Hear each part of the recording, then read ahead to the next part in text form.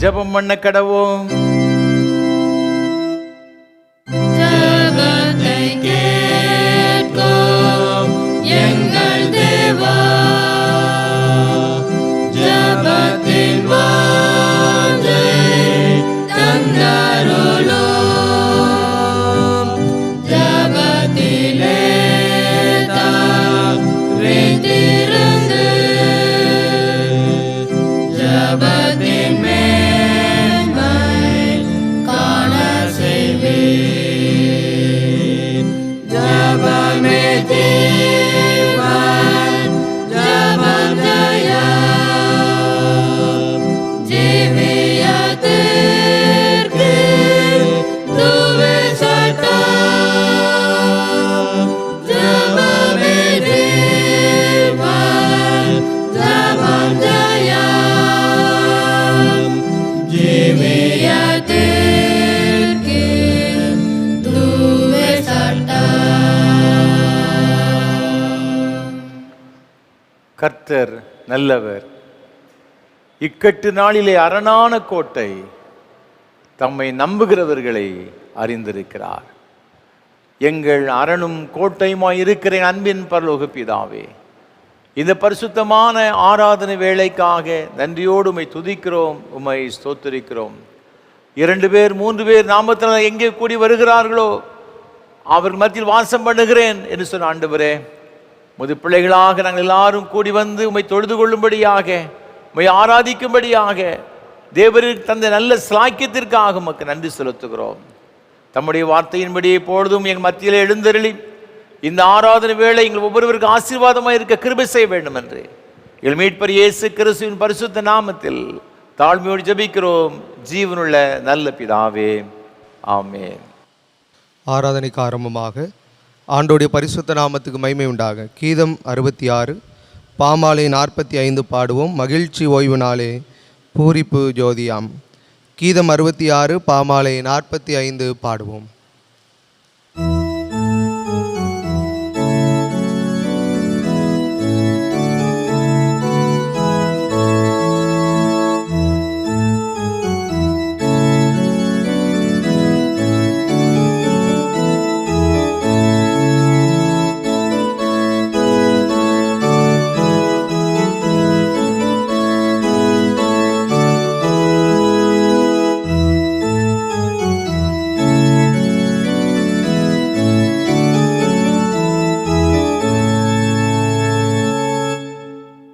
மகிழ்ச்சி ஓய்வு நாளே பூரிப்பு ஜோதியாம், கவலை துக்கம் போகும் மாபாக்கிய நல்நாளாம்.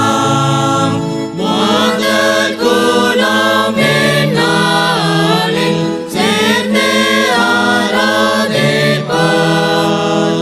மாதுய துய துய திரியேகர் பணிவார்.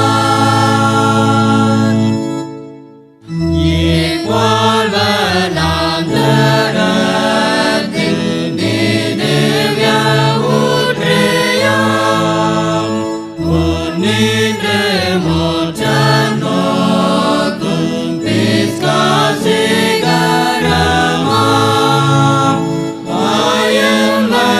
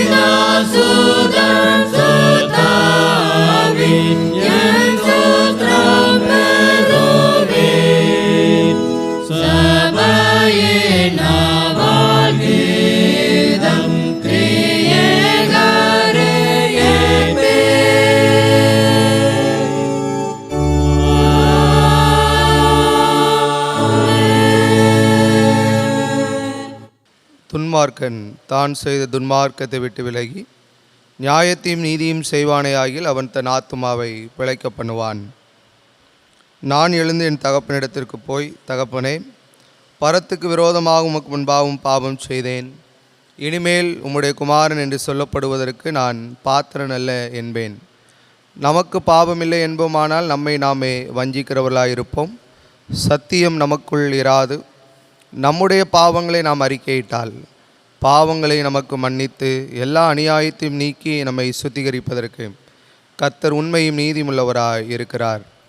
பிரியமான சகோதர சகோதரிகளே, நம்முடைய பரமபிதாவாகிய சர்வ வல்லமுள்ள தேவனுடைய அளவில்லாத தயவினாலும் இரக்கத்தினாலும் பாவ மன்னிப்பை பெறுவதற்காக நாம் செய்த பலவிதமான பாவங்களையும் அக்கிரமங்களையும் அவர் சந்நிதியில் மாயமாய் மறைத்து கொள்ளாமல் பணிவும் தாழ்மையும் துக்கமும் கீழ்ப்படிதலுமுள்ள இருதயத்தோடு அறிக்கையிட வேத வசனம் பற்பல வாக்கியங்களில் நம்மை ஏவுகிறது.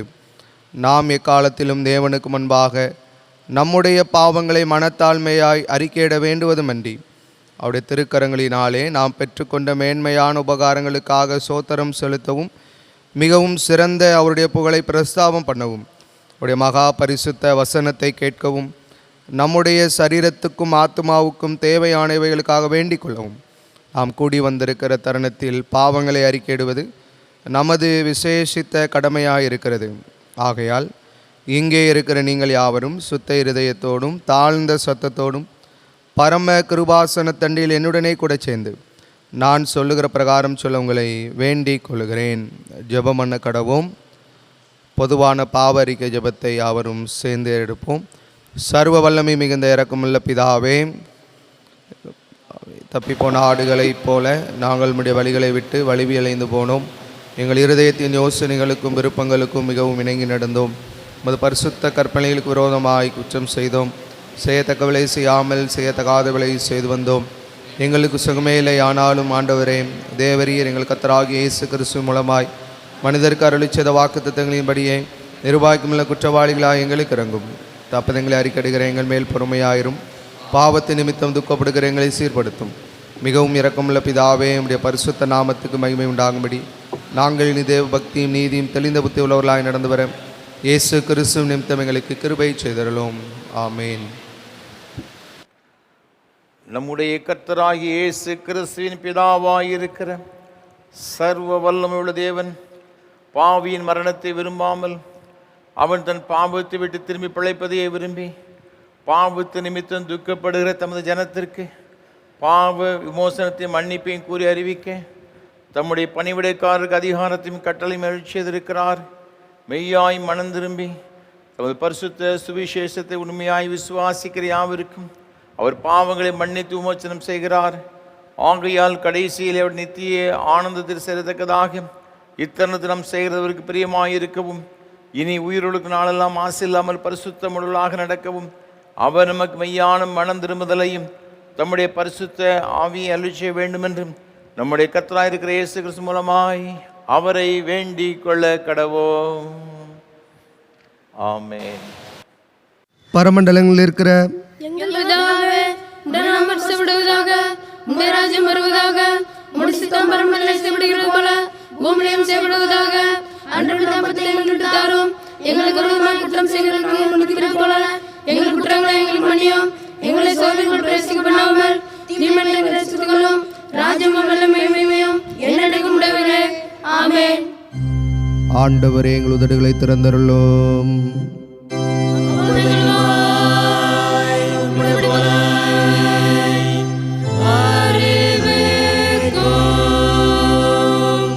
தேவனே, எங்களை ரட்சிக்க விரைவாய் வாரும்.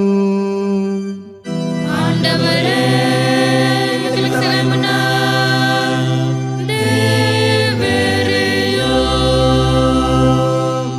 பிதாவுக்கும் குமாரனுக்கும் பரிசுத்தாவிக்கும் மகிமை உண்டாவதாக. ஆதியிலும் இப்பொழுதும் எப்பொழுதுமான சதா காலங்களிலும் மகிமை உண்டாவதாக.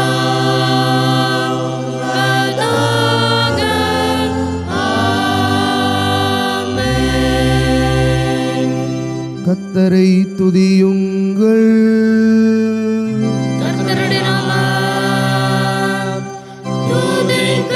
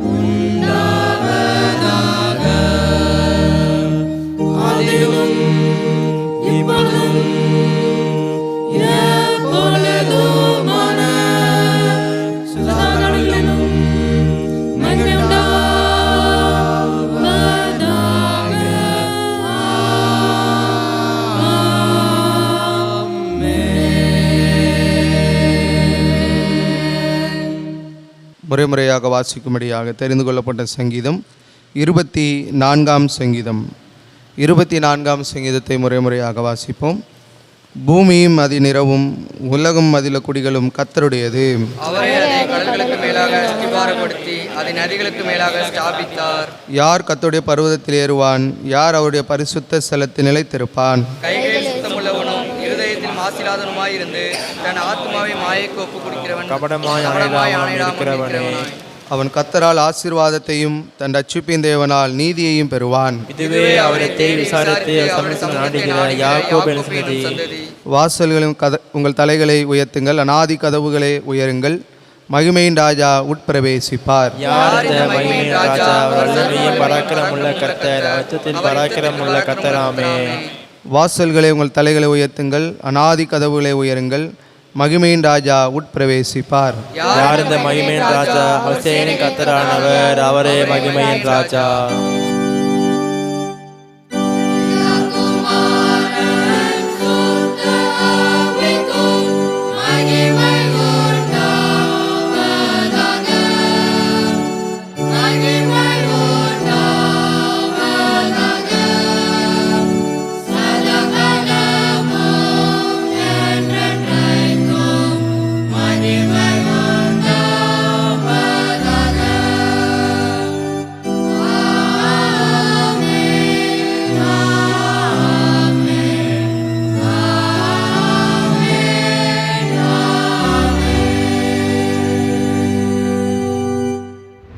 வாசிக்கும்படியாக குறிக்கப்பட்ட முதலாம் வேத பாடம் நெகேமியாவின் புஸ்தகம் 1ஆம் அதிகாரம் 1ஆம் வசனம் முதல் 11ஆம் வசனம் முடிய.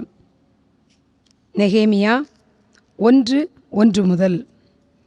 அகலியாவின் குமாரனாகிய நெகேமியாவின் நடபடிகள் 20ஆம் வருஷம் கிஸ்லேயு மாதத்தில் நான் சூசான் என்னும் அரண்மனையில் இருக்கும்போது சம்பவித்தது என்னவென்றால், என் சகோதரில் ஒருவனாகிய ஆனானியும் வேறே சில மனுஷரும் யூதாவிலிருந்து வந்தார்கள்.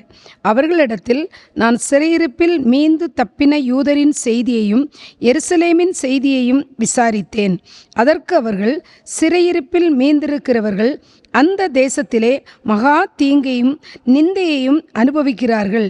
எருசலேமின் அலங்கம் இடிபட்டதும் அதன் வாசல்கள் அக்கினியால் சுட்டெரிக்கப்பட்டதுமாய் கிடக்கிறது என்றார்கள். இந்த வார்த்தைகளை கேட்டபோது நான் உட்கார்ந்து அழுது சில நாளாய் துக்கித்து உபவாசித்து மன்றாடி பரலோகத்தின் தேவனை நோக்கி, பரலோகத்தின் தேவனாகிய கர்த்தாவே, உம்மில் அன்பு கூர்ந்து உம்முடைய கற்பனைகளை கைக்கொள்ளுகிறவர்களுக்கு உடன்படிக்கையையும் கிருபையையும் காக்கிற மகத்துவமும் பயங்கரமான தேவனே, உமது அடியாராகிய இஸ்ரவேல் புத்திரருக்காக இன்று இரவும் பகலும் உமக்கு முன்பாக மன்றாடி, இஸ்ரவேல் புத்திரராகிய நாங்கள் உமக்கு விரோதமாக செய்த பாவங்களை அறிக்கையிடுகிற அடியேனுடைய ஜெபத்தை கேட்கிறதற்கு உம்முடைய செவி கவனித்தும் உம்முடைய கண்கள் திறந்தும் இருப்பதாக. நானும் என் தகப்பன் வீட்டாரும் பாவம் செய்தோம். நாங்கள் உமக்கு முன்பாக மிகவும் கெட்டவர்களாய் நடந்தோம். நீர் உம்முடைய தாசனாகிய மோசேக்கு கற்பித்த கற்பனைகளையும் கட்டளைகளையும் நியாயங்களையும் கைக்கொள்ளாதே போனோம். நீங்கள் கட்டளையை மீறினால் நான் உங்களை ஜாதிகளுக்குள்ளே சிதறடிப்பேன் என்றும், நீங்கள் என்னிடத்தில் திரும்பி என் கற்பனைகளை கைக்கொண்டு அவைகளின்படி செய்வீர்களானால் உங்களிலே தள்ளுண்டு போனவர்கள் வானத்தின் கடையாந்தரத்தில் இருந்தாலும் நான் அங்கே இருந்து அவர்களை சேர்த்து என் நாமம் விளங்கும்படி நான் தெரிந்து கொண்ட ஸ்தலத்துக்கு அவர்களை கொண்டு வருவேன் என்றும் தேவரீர் உம்முடைய தாசனாகிய மோசேக்கு கட்டளையிட்ட வார்த்தையை நினைத்தருளும். தேவரீர் உமது மகா வல்லமையினாலும் உமது பலத்த கரத்தினாலும் மீட்டு கொண்ட உமது அடியாரும் உமது ஜனங்களும் இவர்கள்தானே. ஆண்டவரே, உமது அடியானின் ஜெபத்தையும் உமது நாமத்துக்கு பயப்பட வேண்டும் என்று விரும்புகிற உமது அடியாரின் ஜெபத்தையும் உமது செவிகள் கவனித்திருப்பதாக. இன்றைக்கு உமது அடியானுக்கு காரியத்தை கைகூடி வரப்பண்ணி இந்த மனுஷனுக்கு முன்பாக எனக்கு இரக்கம் கிடைக்க பண்ணியருளும் என்று பிரார்த்தித்தேன். நான் ராஜாவுக்கு பானபாத்திரக்காரனாய் இருந்தேன் என்பதே. வாசிக்கும்படியாக குறிக்கப்பட்ட 1ஆம் வேத பாடம் வாசித்து முடிந்தது.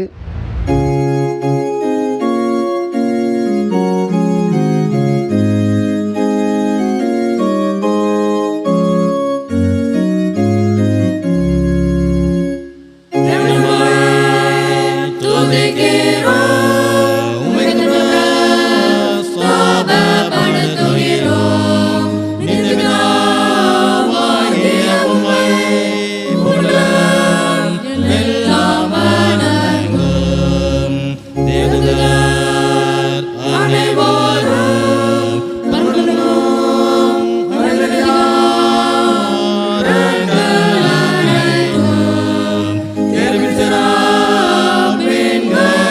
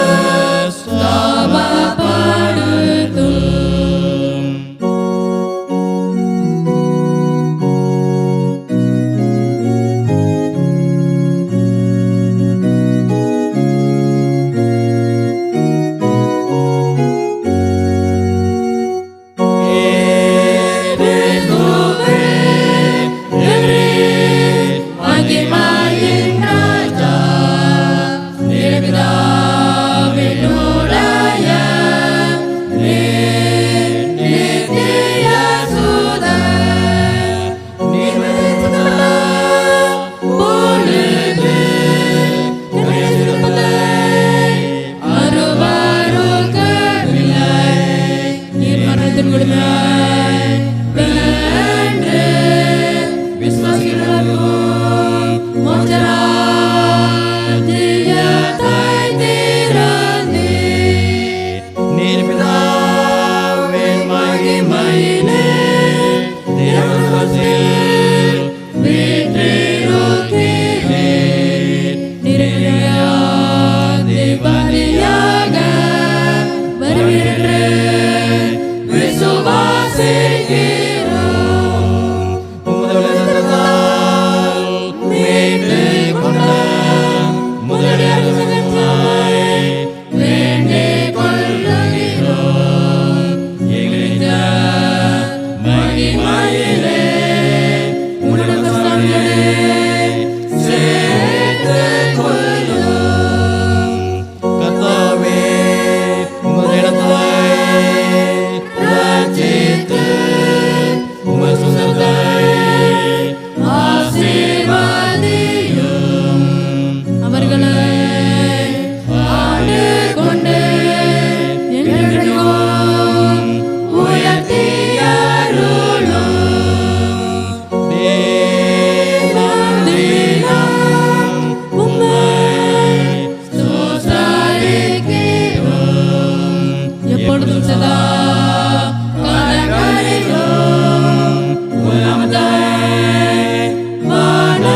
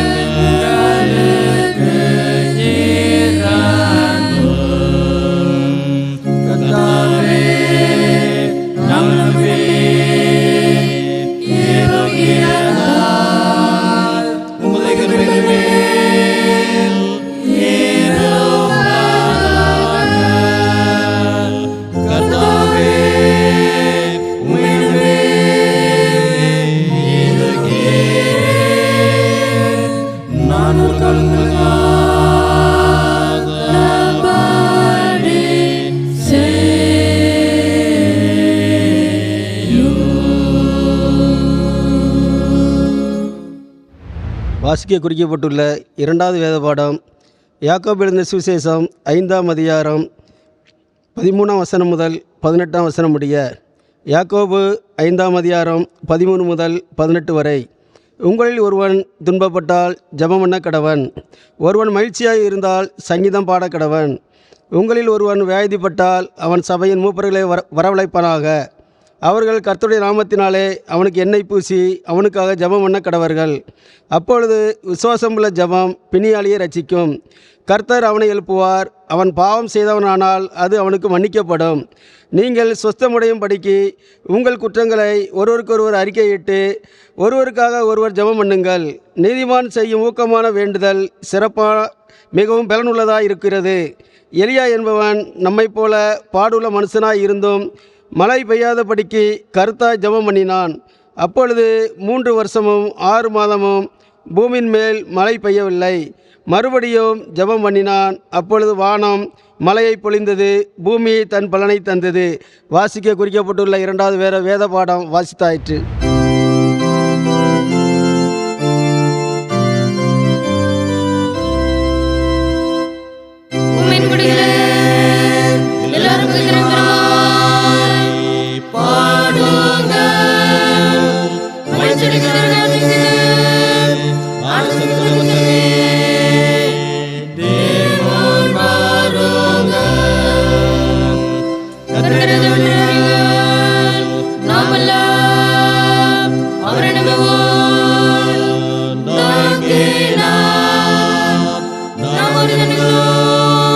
அவர்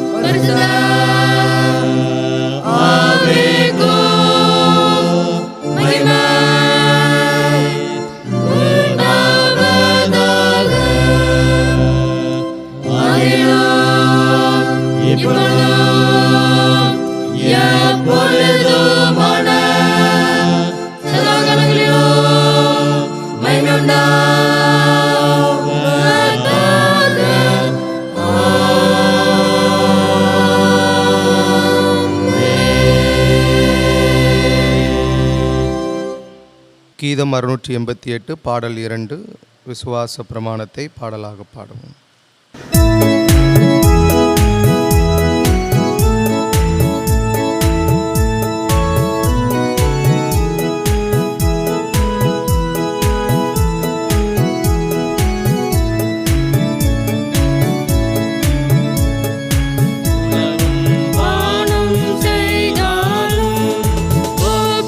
சர்வவல்லவராய் இலகு மருளாம் தந்தையாம் எம்பீரானனை நாம் போகிறேன்.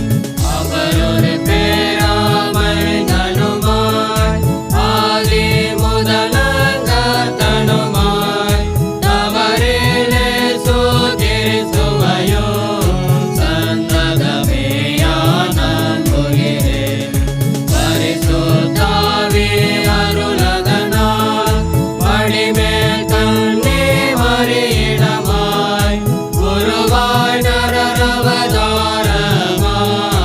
உதிதாரணமும் நம்புகிறேன்.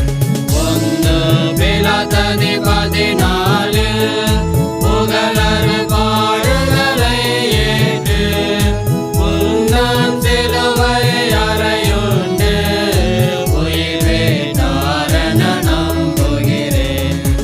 இறந்தே அடங்கி பாதாளம் இறங்கி 3ஆம் தினம் அதிலே இறந்தோரிடம் நின்று உயிரோடு எழுந்தாரெனவும் நம்புகிறேன். சந்தத மோட்சம் எழுந்தருளே சர்வ வல்ல பரனான எந்தை தன் வல பாரிசமே இருக்கிறாரென நம்புகிறேன். உயிருள்ளோரை மரித்தோரை உத்தம நியாயம் தீர்த்திடமே ஜெயமாய் திரும்ப வருவாரென சிந்தையார நம்புகிறேன். பரிசுத்தாவியை நம்புகிறேன். பரிசுத்தமா பொது சபையும் பரிசுத்தர்களின் ஐக்கியமும் பரிவாயுண்டன நம்புகிறேன். பாவ மன்னிப்புலதனமும் மரித்தோர் உயிர்த்தெழுவாரணமும் ஓவானித்ய ஜீவனுமே புலதனமும் நான் நம்புகிறேன். சுவாமி ஆமென் சுவாமி ஆமென் சுவாமி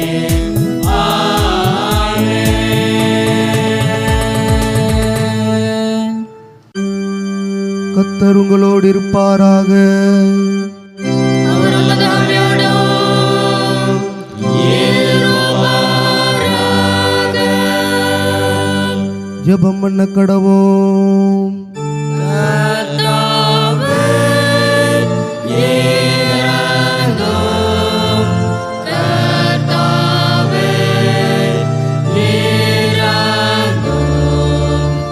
கிறிஸ்துவே, இரங்கும். கிறிஸ்துவே, இரங்கும். கர்த்தாவே,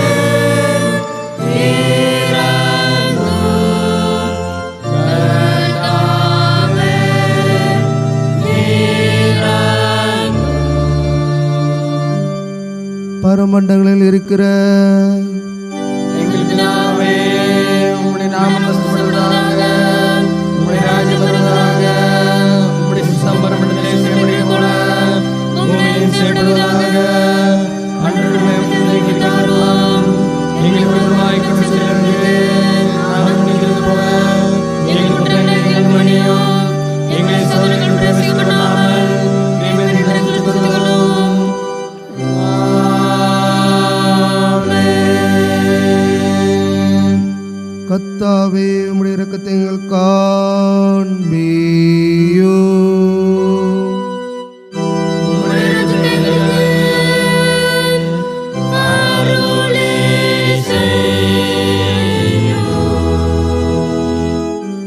மணி உடைக்காரருக்கு நீதியை தருப்பீயோ. நீர் தெரிந்து கொண்ட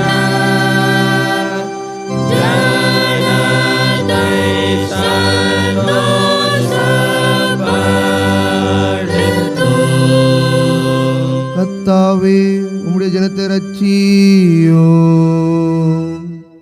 உம்முடைய சித்தத்தை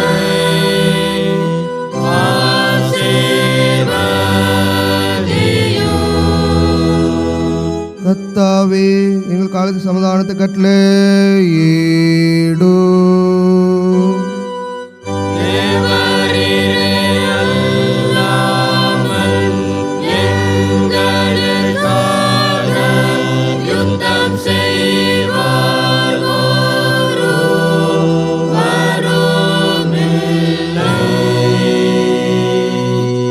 பராபரனே எங்கள் இதயத்தை சுத்திகரியோ. உம்முடைய பிரஸ்தாவியை எங்களிடத்திலிருந்து எடுத்துக் கொள்ளாதேயும். பெந்தைகோஸ்தே திருநாளுக்கு பின்வரும் 7ஆம் ஞாயிறு சுருக்க ஜெபம். எங்கள் அன்பின் ஆண்டவரே, தன்னுடைய வாழ்நாள் முழுவதும் எல்லா சூழ்நிலைகளிலும் ஜெபம் செய்து ஜெப வீரராக வாழ்ந்த உம்முடைய திருக்குமாரன் இயேசு கிறிஸ்துவுக்காக நன்றி செலுத்துகிறோம். ஜெப வீரர்களாக வாழ்ந்த தானியேல், நெகேமியா, அன்னாள் மற்றும் பவுல் போன்ற தேவதாசர்களைப் போல நாங்களும் எங்களுடைய வாழ்வின் எல்லா சந்தர்ப்பங்கள், சோதனைகள், போராட்டங்கள், சவால்களில் ஜெபித்து ஜெயம் பெற அருள் புரிய வேண்டும் என்று இயேசு கிறிஸ்துவின் வழியாய் வேண்டிக் கொள்கிறோம்.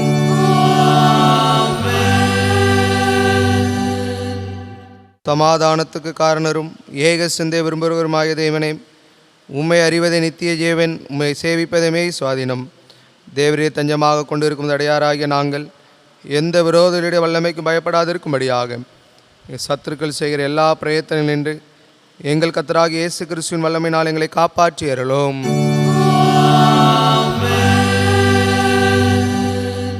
சர்வ வல்லமையுள்ள நித்திய தேவனே, இந்நாள் வரையும் எங்களை சுகமாய் நடத்தி வந்த எங்கள் பரமபிதாவாகிய கர்த்தாவே, இந்நாளிலும் அது மிகுந்த வல்லமையால் எங்களை காப்பாற்றி நாங்கள் யாதொரு பாவத்துக்குட்படாமலும் எவ்விதமான மோசத்தில் அகப்படாமலும் உமது பார்வைக்கு நீதியாயிருக்கிறதை எப்பொழுதும் செய்கிறதற்கு நாங்கள் செய்கிற எல்லாவற்றையும் உடைய ஆளுகையினால் நடத்தி அருள வேண்டும் என்று கர்த்தராகிய இயேசு கிறிஸ்துவின் மூலமாய் வேண்டிக் கொள்கிறோம்.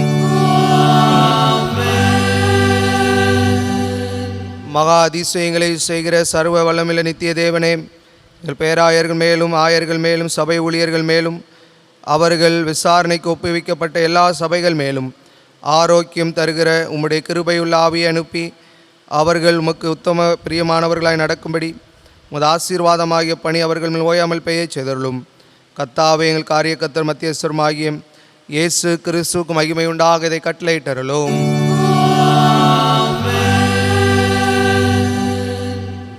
இத்தருணத்தில் ஒருமனப்பட்டு உம்மை நோக்கி எங்கள் பொதுவான விண்ணப்பங்களை செய்ய எங்களுக்கு கிருபை அளித்த சர்வ வல்லமையுள்ள தேவனே, 2 பேராவது 3 பேராவது நாமத்தினாலே கூடி வரும் பொழுது அவர்கள் கேட்கிறவர்கள் அருளிச்ச வேண்டும் வாக்கரில் இருக்கிறீரே.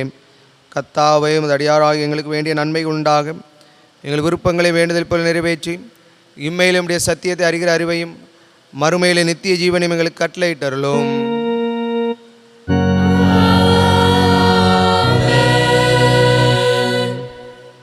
ஆண்டோடைய வார்த்தையை கேட்பதற்கு ஆயத்தமாக கீதம் 294 பாமாலை 222 பாடுவோம். மூளைக்கல் கிறிஸ்துவே அவர் மேல் கட்டுவோம். கீதம் 294 பாமாலை 222 பாடுவோம்.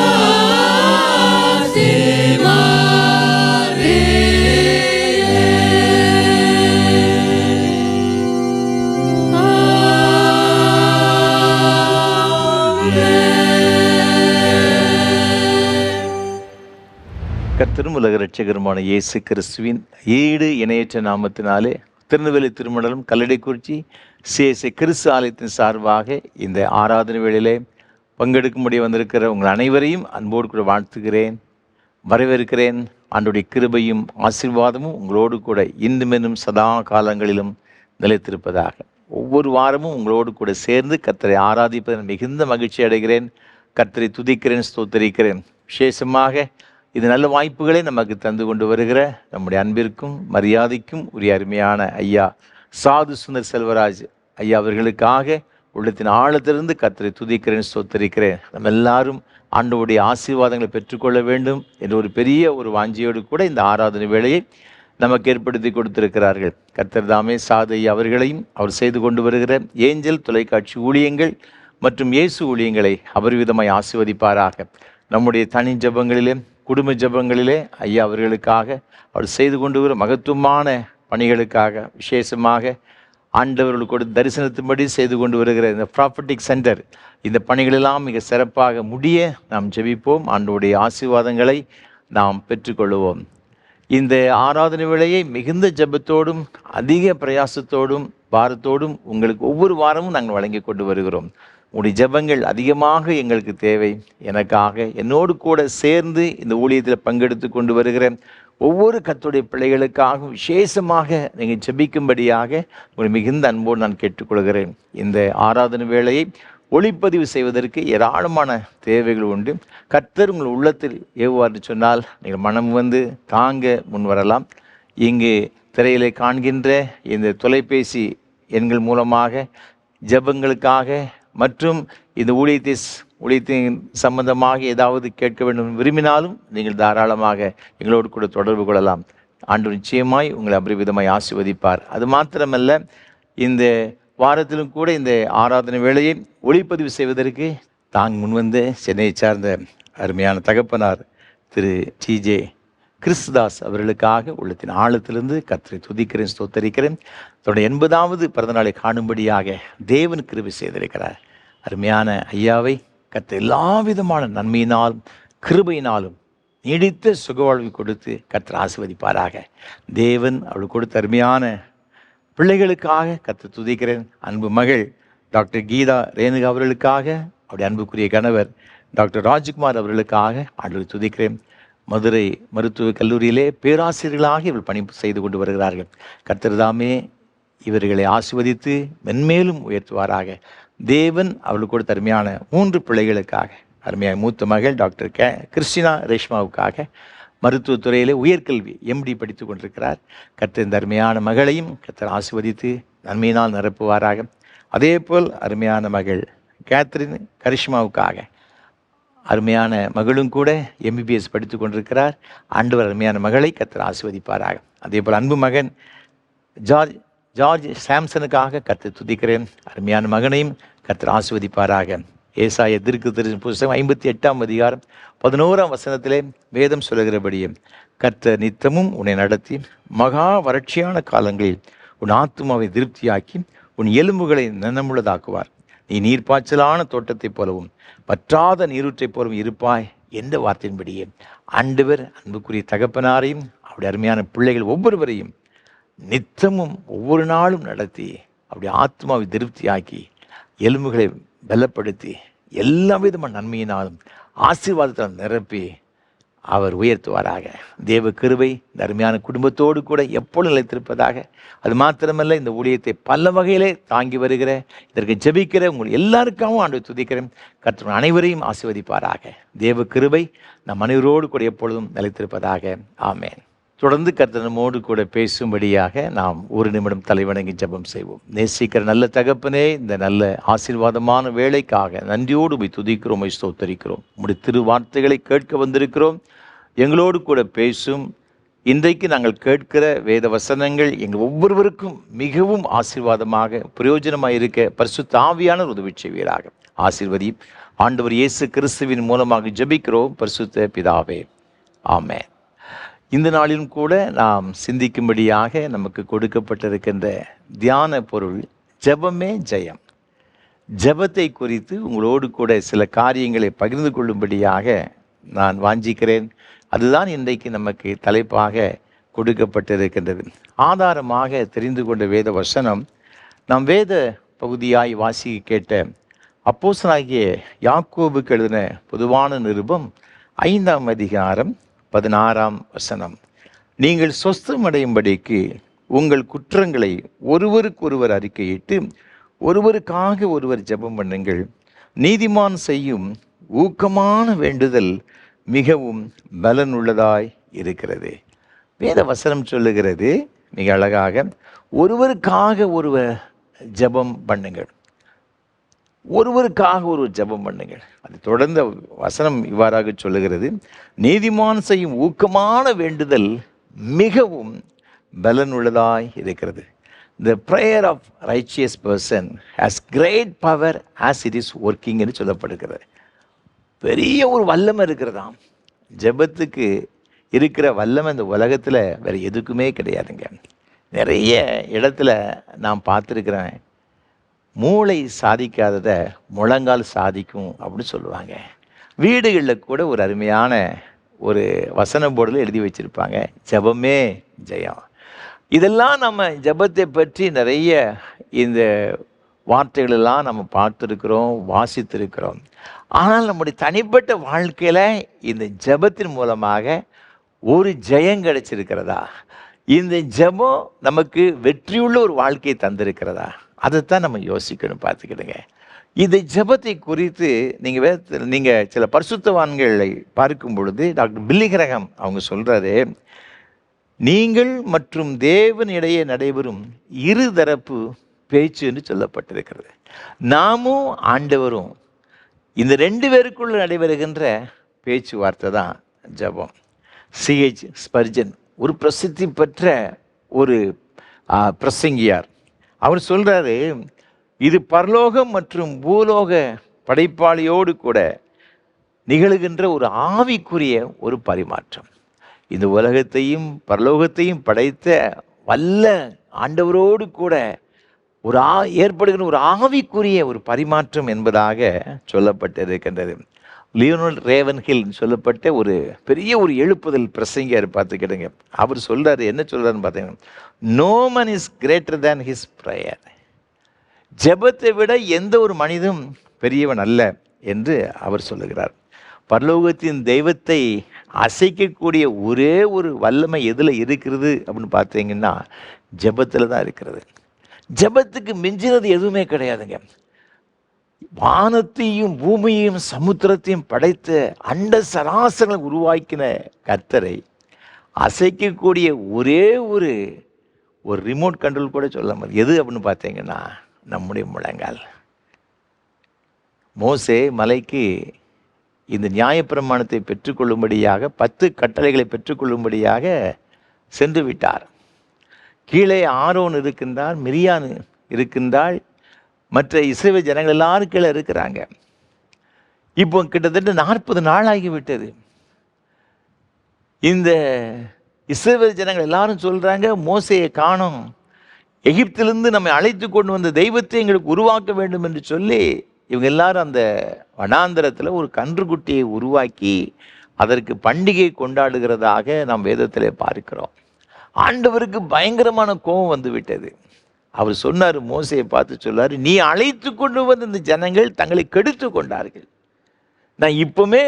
நான் இவரை அழிக்கப் போகிறேன் என்று சொன்னார். மோசே விட்டானா, அவர் இருக்க பற்றி கொண்டான். ஆண்டவரே, இந்த ஜனத்தை நீர் அழிக்கக்கூடாது, தேவ சமூகத்திலே போராடுகிறான். ஆண்டவர் சொல்றாரு, நீ என்னை விட்டுவிடு, நான் இவரை அழிக்க போகிறேன். அப்படின்னா என்ன அர்த்தம்? மோசே ஆண்டவரை கெட்டியாக பிடித்து கொண்டான். மோசையை தாண்டி வர முடியலங்க. அவர் சொல்றாரு, நீ என்னை விட்டுருப்பா அப்படிங்கிறாரு. அப்படின்னு என்ன அர்த்தம்? மோசே இருக பிடித்து கொண்டான் என்றுதான் அர்த்தம். அது எப்படி பிடித்து கொண்டான்? ஜெபத்தில். அப்போ ஆண்டவரையே அசைய பண்ணுகிற, செயல்பட வைக்கிற ஒரு பெரிய வல்லமை எதில் இருக்குதுன்னு பார்த்தீங்கன்னா ஜெபங்க. ஜெபத்துக்கு மிஞ்சினது எதுவுமே கிடையாது. இன்றைக்கு ஏன் கிறிஸ்தவருடைய வாழ்க்கையிலே ஒரு ஜெயமில்லாத ஒரு வாழ்க்கை வாழ்ந்து கொண்டிருக்கிறாங்க அப்படின்னு பார்த்தீங்கன்னா, இது ஜெபமில்லாத ஒரு வாழ்க்கை.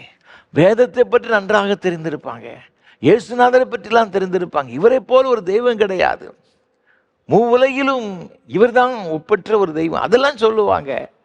ஜெபம் ஆண்டவருக்கு பிரியம் என்றெல்லாம் தெரியும், ஆனால் ஜெபிக்க மாட்டாங்க. அதுதான் இன்றைக்கு கிறிஸ்தவருடைய தோல்விக்குரியதான ஒரு காரணம். இன்னைக்கு சில பேர் சொல்லுவாங்க, ஐயா நான் ஜெபம் பண்ணி பார்க்குறேன், எனக்கு பதிலே கிடைக்கல அப்படின்னு சொல்லுவாங்க. அன்பானவர்களே, வேத வசனம் சொல்லுகிறது, சங்கீதங்களின் புத்தகம் 65ஆம் சங்கீதம் 2ஆம் வசனத்தில், ஜெபத்தை கேட்கிறவரே மாம்சமான யாவரும் உம்மிடத்தில் வருவார்கள். அப்போ இதிலிருந்து நம்ம என்ன கற்றுக்கொள்ளுகிறோம் அப்படின்னு பார்த்தீங்கன்னா, நம்ம எப்படி ஜெபித்தாலும் தேவன் ஜெபத்தை கேட்கிறார். அதனால தான் மாம்சமான யாவரும் உம்மிடத்தில் வருவார்கள் என்று சொல்லப்பட்டிருக்கிறது. சில வேளைகளில் நம்ம ஜெபம் பண்ணும் பொழுது உடனே பதில் கிடைக்குங்க. சில வேளைகளில் சில நாட்கள் ஆகலாம், சில வேளைகளில் சில வருஷங்கள் ஆகலாம், சில வேளைகளில் ஜெபத்திற்கு பதிலே கிடைக்காம இருக்கலாம். ஆனால் நம்ம ஒன்றை புரிந்து கொள்ள வேண்டும், ஜெபத்திற்கு பதில் கிடைத்தாலும் சரி கிடைக்காவிட்டாலும் சரி, கர்த்தர் நம்முடைய ஜெபத்தை கேட்கிறார். நம்ம கேட்ட எல்லா ஜெபத்திற்கும் பதில் கொடுக்க வேண்டும் என்ற அவசியம் கிடையாது. அப்படி இருந்தால் ஆண்டவர் கேட்கவில்லை என்ற பொருள் அல்ல, ஆண்டவர் கேட்டு இருக்கின்றார். உங்களுக்கு பதில் என்ன செய்யலாம், நீங்கள் கேட்டது கிடைக்கல, அவ்வளவுதான். அந்த ஜெபத்தையும் கேட்டு இருக்கிறார். மோசே சொல்றான், ஆண்டவரே இந்த ஜனங்களுடைய பாவங்களை மன்னியும் இல்லாவிட்டால் உங்களுடைய ஜீவ புஸ்தகத்தின் பேரை கிறுக்கி போட அப்படின்னு சொல்றான். ஆண்டவர் கிறுக்கி போட்டாரா? இல்லை. சில வேளைகளில் நம்முடைய வேதனைகளுக்கு மத்தியில் நம்ம கேட்க தெரியாத சில காரியங்கள்லாம் கேட்டுரும் பார்த்துருங்க. ஆனால் அதையும் ஆண்டவர் கேட்டிருப்பாருன்னு சொன்னால் நம்ம ஒன்றுமே இல்லாமல் போயிருப்போங்க. ஆண்டவர் சில வேளைகளில் உடனே ஜெபத்திற்கு பதில் கொடுக்கிறார். எசேக்கியா ஜெபம் பண்ணான்.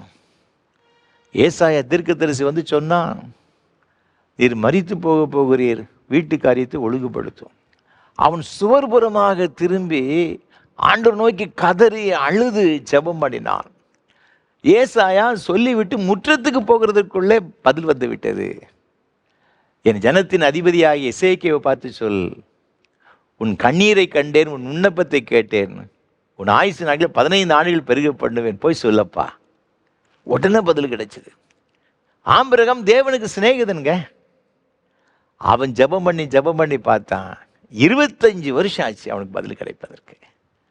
ஆனாலும் 25 ஆண்டுகள் கழித்து கொடுத்தாலும் கூட தேவன் ஒரு அருமையான ஒரு மகனை கொடுத்தார்.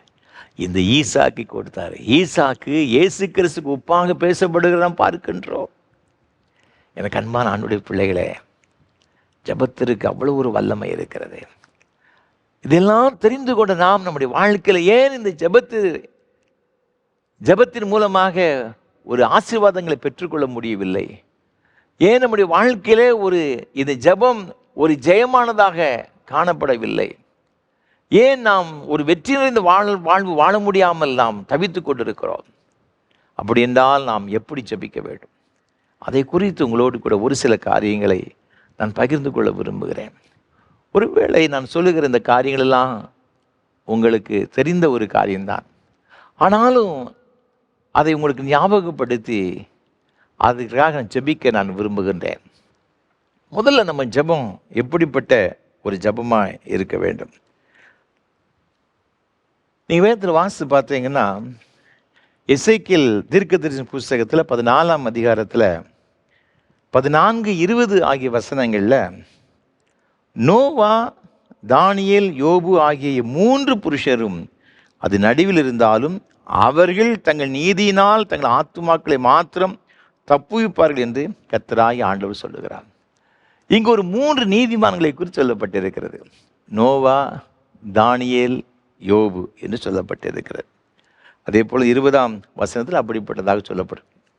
இவர்கள் ஆண்டவருடைய பார்வையிலே நீதிமான்களாக இருந்தார்கள், இவர்கள் நீதியை செய்தார்கள் சொல்லப்பட்டிருக்கு. இதில் தானியேலை குறித்து நான் உங்களோடு கூட நான் பகிர்ந்து கொள்ள விரும்புகிறேன். இது தானியேலுடைய ஜெபம் எப்படிப்பட்ட? தானியேல் ஜெபம் பண்ணாங்க. அவன் ஆண்டவருக்கு மிகவும் பிரியமானவன் என்று வேதத்தில் சொல்லப்பட்டிருக்கிறது. ஆகவே தான் 29ஆம் அதிகாரம் தானியேல் தீர்க்கதரிசன புஸ்தகம் 23ஆம் வசனம் சொல்லப்பட்டிருக்கிறது. நீ மிகவும் பிரியமானவன், ஆதலால் நீ வேண்டிக் கொள்ள தொடங்கின போதே கட்டளை வெளிப்பட்டது, நான் அதை அறிவிக்க வந்தேன். நீ மிகவும் பிரியமானவன். நீ ஜெபம் பண்ண ஆரம்பித்த உடனே பரலோகத்தில் கட்டளை வெளிப்பட்டு விட்டது. உடனே பதில் கிடைக்குது. இவன் எப்படி ஜெபம் பண்ணுறான்? நீங்கள் 9ஆம் அதிகாரம் 4ஆம் வசனத்தை பாருங்க. என் தேவனாகிய கர்த்தரை நோக்கி ஜெபம் பண்ணி பாவ அறிக்கை செய்து என்று சொல்லப்பட்டிருக்கிறது. முதலாவது நம்முடைய ஜெபத்தில் நம்ம எப்படி ஆரம்பிக்கணும்னு பார்த்தீங்கன்னா, இந்த தானியேல் தீர்க்கதரிசி ஜெபம் பண்ண ஆரம்பிக்கணும். பாவத்தை அறிக்கை செய்து அவன் ஜெபம் பண்ணுறான். 5ஆம் வசனத்தை பாருங்க. நாங்கள் பாவம் செய்து அக்கிரமக்காரராயிருந்து துன்மார்க்கமாய் நடந்து கலகம் பண்ணி உம்முடைய கற்பனைகளையும் உம்முடைய நியாயங்களையும் விட்டு அகன்று போனோம். ஆண்டவரே, நீர் கொடுத்த கற்பனைகள் கட்டளைகள் எல்லாவற்றையும் நாங்கள் மீறி நடந்தோம். ஆண்டவரே, நாங்கள் தவறு செய்தோம், பாவம் செய்தோம் என்று சொல்லி தேவ சமூகத்தில் அவன் அறிக்கை செய்கிறான். பாவ மன்னிப்புக்காக அவன் ஜெபம் செய்தான்.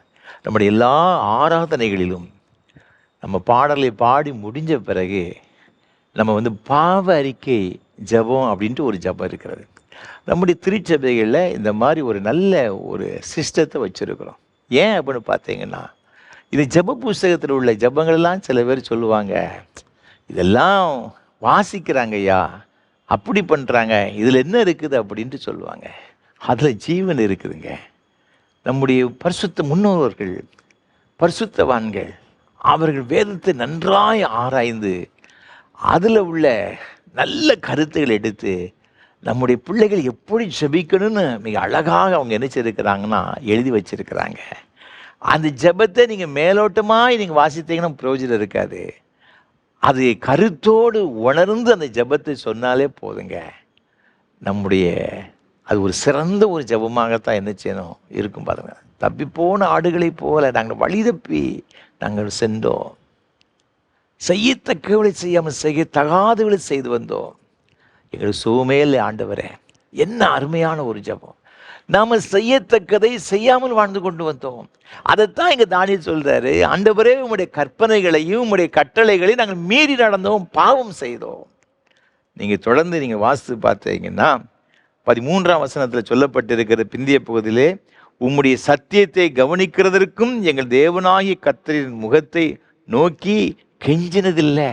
இதெல்லாம் செய்த பொழுதிலும் கூட, உமக்கு விரோதமை செய்த பொழுதிலும் கூட கொஞ்சம் கூட நாங்கள் மனஸ்தாபப்பட்டு உங்கள்கிட்ட வரவே இல்லை. 14ஆம் வசனத்தை பாருங்கள். நாங்களோ அவருடைய சத்தத்துக்கு செவி கொடாமல் போனோம். 15ஆம் வசனத்து பிந்திய போது சொல்லப்பட்டிருக்கிறது, எங்கள் தேவனாகி ஆண்டவரே, நாங்கள் பாவம் செய்து துன்மார்க்கமாய் நடந்தோம். 20ஆம் வசனத்தில் சொல்லப்பட்டிருக்கிறது, இப்படி நான் சொல்லி ஜெபம் பண்ணி என் பாவத்தையும் என் ஜனமாகி இஸ்ரவேலின் பாவத்தையும் அறிக்கையிட்டு என் தேவனுடைய பரிசுத்த பர்வதத்துக்காக என் விண்ணப்பத்தை என் தேவனாகிய கர்த்தருக்கு முன்பாக செலுத்தி கொண்டிருந்தேன். அவன் சொல்கிறான், ஆண்டவரே கேளும், ஆண்டவரே மன்னியும், ஆண்டவரே கவனியும் என்று சொல்லி ஆண்டவருடைய சமூகத்தில் தன்னுடைய பாவங்களுக்காய் மனஸ்தாபப்பட்டு ஜெபிக்கிறதாக வேதத்தில் சொல்லப்பட்டிருக்கிறது. இவன் ஜெபம் பண்ணி முடிக்கிறான்.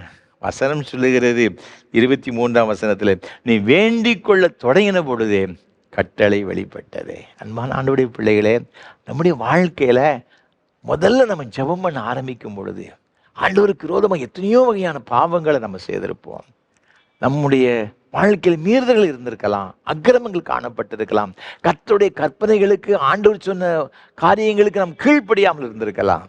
அதெல்லாம் ஒன்று ஒன்றா சொல்லி சொல்லி சொல்லி சொல்லி அறிக்கை செய்து ஆண்டவருடைய மன்னிப்பை நாம் பெற்றுக்கொள்ளும் பொழுது நமக்குள்ளாக ஒரு பாவ மன்னிப்பு நிச்சயத்தை நாம் என்ன செய்து கொள்ளலாம், பெற்றுக்கொள்ளலாம்.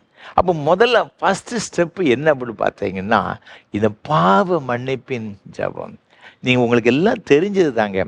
ஆனாலும் கூட நான் ஏன் இதை சொல்கிறேன் அப்படின்னு பார்த்தீங்கன்னா, நம்முடைய வேதத்தில் சொல்லப்படுகிற பரிசுத்தவான்கள் அப்படிப்பட்ட ஒரு வாழ்க்கை என்ன செய்தாங்கன்னா வாழ்ந்தார்கள். ஏனென்றால் நீங்கள் வேதத்தில் வாசித்து பார்க்கும் பொழுது சங்கீதங்களின் புஸ்தகம் 66ஆம் சங்கீதம் 18ஆம் வசனம் சொல்லுகிறது, என்னுடைய இருதயத்தில் அக்கிரம சிந்தை கொண்டிருப்பேன்னு சொன்னால் கர்த்தரின் ஜெபத்திற்கு என்ன செய்ய மாட்டார், பதில் கொடுக்க மாட்டார். நம்முடைய இருதயத்தில் அருவருப்பான சிந்தை என்ன செய்யக்கூடாது, இருக்கக்கூடாது. அதனால தான் யாக்கோபுகள் நிருபத்தில் நீங்கள் வாசித்து பார்க்கும் பொழுது நீங்கள் 4ஆம் அதிகாரத்தில் வேதம் இவ்வாறாக சொல்லுகிறது 3ஆம் வசனம், நீங்கள் விண்ணப்பம் பண்ணியும் உங்கள் இச்சைகளை நிறைவேற்றும்படி செலவழிக்க வேண்டும் என்று தகாத விதமாய் விண்ணப்பம் பண்ணுகிறபடியினால் பெற்றுக்கொள்ளாமல் இருக்கிறீர்கள். விபச்சாரரே விபச்சாரிகளே, உலக சிநேகம் தேவனுக்கு விரோதமான பகை என்று அறியீர்களா? ஆகையால் உலகத்துக்கு சிநேகிதனாய் விரும்புகிறவன் தேவனுக்கு பகைஞனாய் இருக்கிறான். ஏன் நம்முடைய வாழ்க்கையில் இந்த ஜெபத்திற்கான பதிலை பெற்றுக்கொள்ள முடியவில்லை தெரியுமா? உள்ளத்தில் ஏராளமான உலக ஆசை இச்சைகளெல்லாம் வச்சுக்கிட்டு நம்ம ஜெபம் பண்ணணும்னா அந்த ஜெபத்திற்கு பதிலை நிச்சயித்து கொள்ள முடியாது, பெற்றுக்கொள்ள முடியாது. உலக சிநேகம் தேவனுக்கு விரோதமான பகை என்று நீங்கள் அறியீர்களா? அப்போ ஆண்டவருடைய சமூகத்தில் வரும்பொழுது ஆண்டவர் வெறுக்கிற காரியங்களை எல்லாவற்றையும் வெறுக்கணுங்க. ஏன் நம்முடைய ஜெபம் வெற்றி நிறைந்த ஒரு ஜெபமாக இருக்கவில்லை? நம்முடைய வாழ்க்கை ஏன் வெற்றியான ஒரு வாழ்க்கை இல்லாமல் தோல்வி நிறைந்த ஒரு வாழ்க்கை இருக்கிறது? நம்மள அநேகர் ஜெபம் பண்ணத்தான் செய்கிறாங்க, ஆனால் அந்த ஜெபத்தில் உயிர் இல்லைங்க. உயிர் எப்போ வரும்? அந்த உள்ளத்தில் இருக்கிற நம்முடைய இருதயத்தில் இருக்கிற தேவனுக்கு பிரியமில்லாத எல்லா காரியங்களும் நம்மகிட்ட அகன்று போய் ஆண்டோட இரத்தத்தினால் கழுவப்பட்டது பரிசுத்தமாக்கப்படும் பொழுது மாத்திரம்தான் அதுக்குள்ள ஜீவன் என்ன செய்யணும்னா இருக்கும். அது இல்லாத பட்சத்தில் நம்முடைய ஜெபங்களில் நாம் என்ன செய்து கொள்ள முடியாது, நாம் ஆசீர்வாதங்களை பெற்றுக்கொள்ள முடியாது. ஆகவே தான் நீதிமொழியின் புஸ்தகத்தில் 28ஆம் அதிகாரம் 13ஆம் வசனம் சொல்லுகிறது, தன் பாவங்களை மறைக்கிறவன் வாழ்வடைய மாட்டான், அவைகளை அறிக்கை செய்து விட்டு விடுகிறவனோ இரக்கம் பெறுவான். அப்போ நம்முடைய பாவங்களை நாம் அறிக்கை செய்து நாம் என்ன செய்யணும்னா விட்டு விட வேண்டும். அறிக்கை செய்கிறது மாத்திரமல்ல, அதை விட்டுவிட வேண்டும். நம்ம விட்டு அகன்று போகும்படியாக எல்லாவற்றையும் விட்டு நாம் விலகி வந்து விட வேண்டுங்க. அப்பொழுதுதான் நம்முடைய ஜெபத்திற்கு பதில் கிடைக்கும். அது மாத்திரமல்ல, நீங்கள் தொடர்ந்து வாசித்து பார்த்தீங்கன்னா நம்ம எப்படி ஜெபம் பண்ணணுமா? நீங்கள் யோவான் சுவிசேஷத்தில் 15ஆம் அதிகாரத்தை பாருங்கள், 7ஆம் வசனம் சொல்லுகிறது, நீங்கள் என்னிலும் என் வார்த்தைகள் உங்களிலும் நிலைத்திருந்தால் நீங்கள் கேட்டுக்கொள்வது எதுவோ அது உங்களுக்கு செய்யப்படும். நீங்கள் கேட்டுக்கொள்ளுகிறது எதுவோ அது உங்களுக்கு செய்யப்படும். எப்போ தெரியுமா? நீங்கள் என்னில் இருக்க வேண்டும், நான் உங்கள்கிட்ட எப்படி இருப்பேன்? என் வார்த்தைகள் உங்கள்கிட்ட இருக்கணும். அவர் சொல்றாரு, உன் உள்ளத்தில் இயேசு இருக்கிறாரா? சின்ன பிள்ளைங்க சொல்லும், ஏசப்பா என் உள்ளத்தில் இருக்காங்க. நீங்களும் அப்படி தான் சொல்லுவீங்க. ஏசப்பா உள்ளத்தில் இருக்காருன்னு நீங்கள் வாயினால் அறிக்கப்பட்டு ரொம்ப சந்தோஷமான ஒரு காரியம்தான். ஆனால் ஆண்டவர் என்ன எதிர்பார்க்கிறான்னு பார்த்தீங்கன்னா, என் வார்த்தை உங்களில் இருக்க வேண்டும். வேதத்தை கேளாதபடி தன்னுடைய செவியை ஒருவன் அடைத்து கொண்டால் அவனுடைய ஜெபத்தையும் தேவன் நினைச்ச மாட்டார்னா கேட்க மாட்டார். இது வேத புத்தகத்தை தேவன் நமக்கு தந்திருக்கிறாருங்க. இது வேத புத்தகம் என்றால் என்ன? நீங்கள் யோவான் சுவிசேஷம் 1ஆம் அதிகாரத்தை வாசித்து பார்க்கும்பொழுது, வார்த்தை மாம்சமாகி கிருபையினாலும் சத்தியத்தில் நிறைந்தவர் நமக்குள்ளே வாசம் பண்ணினார். அப்போ இந்த வேத வசனங்கள் யார் அப்படின்னு பார்த்தீங்கன்னா, இதெல்லாம் வேத வார்த்தை. இது மாம்சத்தினால் என்ன செய்யுது? வார்த்தை மாம்சமாகி கிருபையினாலும் சத்தியத்தினால் நிறைந்திருக்கிறது, நமக்குள்ளே வாசம் பண்ணுகிறது. அப்போ இந்த வேத வசனத்தை நாம் தியானிக்க நமக்குள்ளாக இந்த வேத வசனத்தை உட்கொள்ள இயேசு நமக்குள்ளாய் பூரணமாக என்ன செய்கிறார்? வாசம் பண்ணுகிறார். அவர் சொல்றாரு, நீ என்னில் இருக்கணும், நீ ஏன்ட்ட இருக்கிறதுக்கு நான் மனதார உன்னை ஏற்றுக்கொள்கிறேன். நீ எப்போ உன் பாவத்திற்காக நீ மனசாபப்பட்டு கண்ணீர் விட்டு ஜெபம் பண்ணினாயோ அப்பொழுதே நான் உன்னை ஏற்றுக்கிட்டேன்ப்பா. மகளே, நீ என்கிட்ட வந்துட்ட, நல்லது. ஆனால் நீ ஏன்ட்ட இருக்க, நல்லது தான். நான் ஓன்ட்ட இருக்கிறேன்னா, நான் ஓன்ட்ட இருக்கிறது எப்படி தெரியும்? என் வார்த்தை உன்னில் என்ன செய்யணும்? இருக்கணும். அப்போ ஒவ்வொரு நாளும் இந்த வேதத்தை நாம் என்ன செய்யணும்? கிரமமாய் வாசிக்கணுங்க, தியானிக்கணுங்க. ஏதோ நம்ம ஒரு பேப்பர் வாசிக்கிற மாதிரி வாசிக்கிறது அல்ல. ஆண்டவர் நம்மோடு கூட பேசுகின்ற ஒரு என்ன சொல்லணும், ஒரு முறை நமக்கு இந்த வேதத்தின் மூலமாக நம்மோடு கூட பேசுகிறார். ஒரு மெத்தட் தான். நீங்கள் ரெகுலராக நீ வாசிக்கிட்டு இருங்க, நீங்கள் செய்ய வேண்டிய காரியத்தை ரொம்ப அழகாக பேசுவார். பல பேர் தீர்க்க தரிசனம் சொல்லுவாங்க, அதெல்லாம் நான் தப்புலாம் சொல்ல வரலை. சில வேளைகளில் அது நடக்கலாம், நடக்காமலும் போகலாம், அதெல்லாம் எனக்கு தெரியாது. ஆனால் தீர்க்க தரிசனம் உண்மை, அது நடக்கிறது. கர்த்தருடைய ஆவியினால் ஏவப்பட்டு அநேக தேவ மனிதர்கள் பேசுகிறார்கள். ஆனால் உங்கள்கிட்ட சில காரியங்களை தேவன் பேச வேண்டும் என்று விரும்பினால் அப்படி பேசலாம். ஆனால் 100க்கு 100 உங்களுக்கு அப்படியே நடக்க வேண்டும் என்று சொன்னால் அவர் எப்படி பேசணும்னு பார்த்தீங்கன்னா இந்த வேத வசனம் மூலமாக. இது வேத வசனத்தின் மூலமாக உங்களோடு கூட ஒரு வசனத்தின் மூலமாக பேசுகிறேன்னு வைத்துக் கொள்ளுங்களேன். நான் சொல்லுவேன், அது 100க்கு 100 அது அப்படியே நடக்கும். அதில் சந்தேகமே கிடையாதுங்க. அது எப்படியா தெரியும்? கண்டிப்பாக தெரியும். ஆண்டவர் இந்த வசனத்தின் மூலம் நம்மோடு கூட பேசுகிறாருங்க. ஆண்டவர் இந்த நீங்கள் வேதத்தை நீங்கள் ஆழமாக தியானித்து படிக்க படிக்க படிக்க ஏசப்பா உங்களோடு கூட பேசுவார். சில வசனங்கள் அது நேரம் உங்களுக்காகவே பேசுகிற மாதிரி இருக்கும் பார்த்துக்கிடுங்க. உங்களுக்காகவே எழுதப்பட்டது போல இருக்கும் பார்த்துக்கிடுங்க. அந்த வசனத்தை வாசிக்கும் பொழுது உங்களுக்குள்ளாக ஒரு பெரிய உற்சாகம் வரும், ஒரு சந்தோஷம் வரும் பார்த்துக்கிடுங்க. சில வேளைகளில் நீங்கள் பண்ணுற தப்பையும் அதில் சுட்டி காண்பிக்கும். அதை நீங்கள் என்ன செய்யணும்? தவிர்க்க வேண்டும். அப்படிங்க நன்றாய் புரிந்து கொள்ளலாம். ஆண்டவர் என்னோடு கூட பேசுகிறார். அப்படி பேசும் பொழுது நீங்கள் சில காரியங்களுக்காக என்ன காரியங்களுக்கு எதிர்பார்த்து தேவ சமூகத்துக்கு வந்திருக்கிறீர்களோ அதை குறித்து வாக்குத்தத்தமும் ஆண்டு உங்களுக்கு நினைச்சவர்னா கொடுப்பாரு. அந்த வாக்குத்தத்தம் உங்களுக்கு கொடுப்பாருன்னு சொன்னால் நிச்சயமாய் 100% அதில் அது நடக்கும் என்பதில் சந்தேகம் கிடையாது. ஆண்டவருடைய வசனம் அது ஆவியாயும் ஜீவனுமாக இருக்கிறதுங்க. அது கண்மலையை உடைக்கின்ற ஒரு சம்மட்டிங்க. அது அக்கினியாக இருக்கிறதுங்க. இந்த வேத வசனத்தில் இருக்கிற அந்த வல்லமை உங்களுக்குள் அப்படியே இறங்கும் பொழுது அவன் சொல்கிறான், என் நாவினால் விண்ணப்பம் செய்தேன். அதுக்கப்புறமாக நீங்கள் ஜெபிக்கும் பொழுது அந்த ஜெபமே உங்களுக்கு ரொம்ப வெயிட்டான ஒரு ஜெபமாக இருக்கும். வெயிட் மீன்ஸ் என்ன அப்படின்னு பார்த்தீங்கன்னா, நீங்கள் ஜெபம் பண்ண ஆரம்பிக்கும், அப்படி இருதயத்தின் ஆழத்தில் அப்படியே அந்த ஜெபம் உங்களை அறியாமல் அது அப்படியே ஒரு பெரு வெள்ளத்தை போல் அப்படி புரண்டு நிச்சயம் வரும் பார்த்துக்கிறேங்க. நீங்கள் 5 நிமிஷம் ஜெபிக்க நினச்சிருக்கலாம், 50 நிமிஷம் போனதே தெரியாது, 2 மணி நேரம் போனதே தெரியாது பார்த்துக்கிடுங்க. அப்படி ஜெபிக்க பழகணுங்க. ஆண்டவர் அதைத்தான் விரும்புகிறாரு. இதெல்லாம் உங்களுக்கு தெரிஞ்சிருக்கும், நான் தெரியாத ஒன்றும் சொல்லவில்லைங்க. ஆனால் நீங்கள் செய்திருக்கிறீர்களா? அப்படி செய்திருன்னு சொன்னால் நீங்கள் பாக்கியவான்கள், பாக்கியவதிகள். நம்முடைய ஜெபம் அனலான ஒரு ஜெபமாக இருக்கணும், குளிர்ந்து போன ஒரு ஜெபமாக.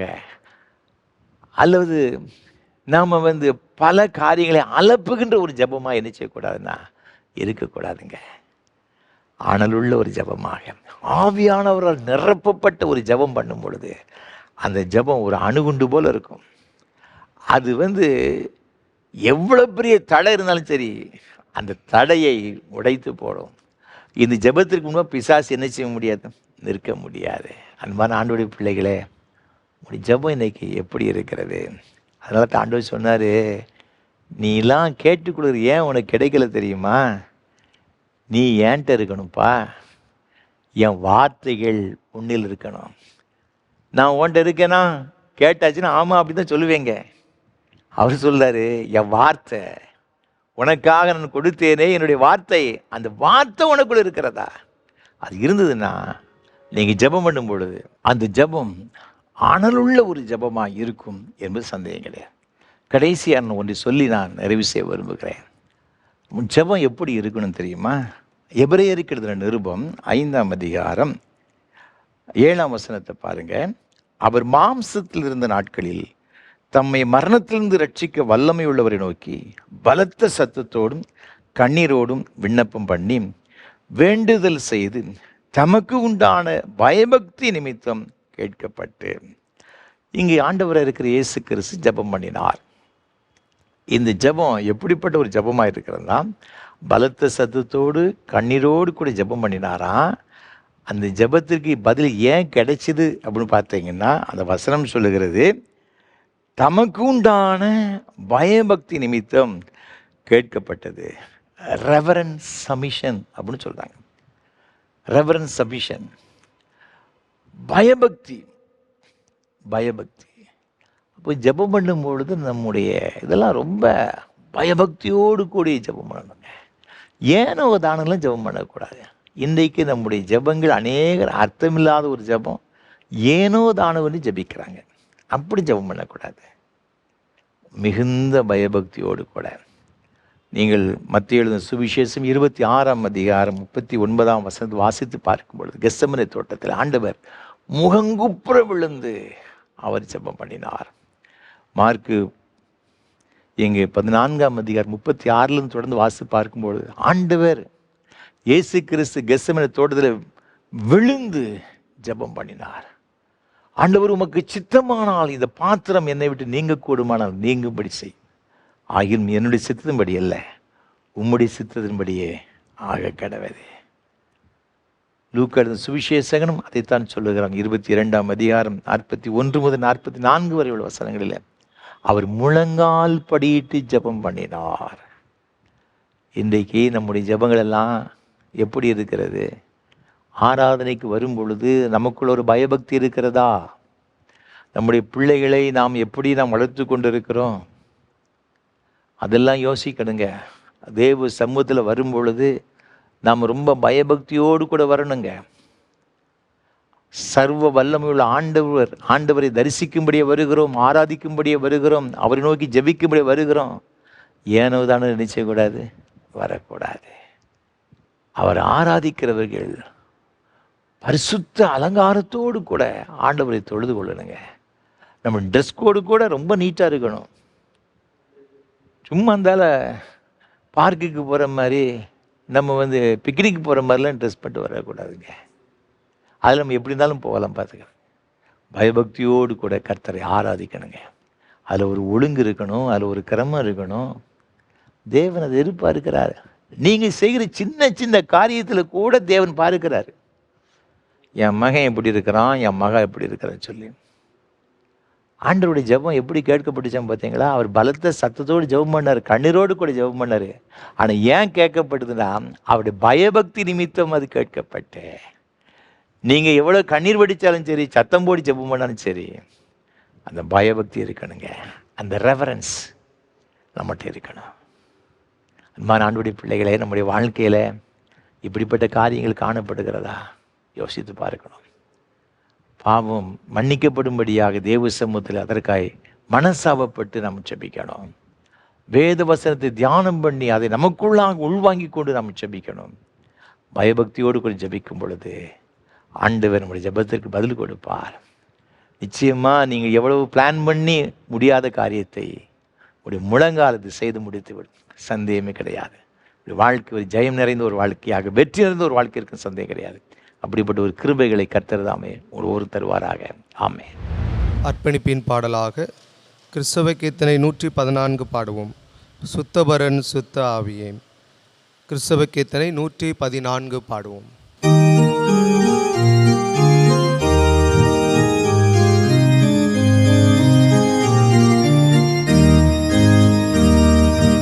சுத்தபரன் சுத்த ஆவியே, நின் மாமகிமை சொல்ல வரம் எனக்கு வாயே. சுத்தபரன் சுத்த ஆவியே, நின் மாமகிமை சொல்ல வரம் எனக்கு வாயே. மெத்தவும் அசுத்தனானே மேவினே, நின் பாதந்தானே உத்தமனம் கெஞ்சுவேனே, உண்மையல்லால் அழிவேனே. சுத்தபரன் சுத்த ஆவியே, நின் மாமகிமை சொல்ல வரம் எனக்கு வாயே. அடியேன் புத்தி பலத்தினால் என் ஆத்மமிக்கர் அருளை பெறவும் போகுமோ. மிடியோரும் ஏழை சிஸ்டிதான் மனந்திரும்பி விசுவாசம் கொள்ளலாகுமோ. கடினம் என் மனங்களை கத்தவோர் வார்த்தை சொல்லுதிட, சிவன் வர கொள்ள சேவடனே சேர்த்து கொள்ள. சுத்தபரன் சுத்த ஆவியே, நின் மாமகிமை சொல்ல வரம் எனக்கு வாயே.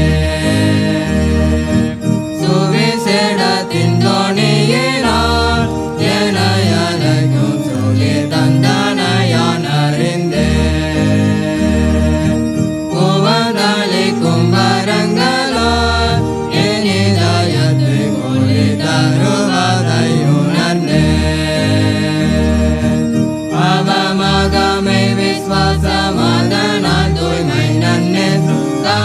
துணை தோழுமார் தானி தாய் நல்வாசம் சுத்தவரன் சுத்த ஆவியே நின் மாமகிமை சொல்ல வரம் எனக்கிவாயே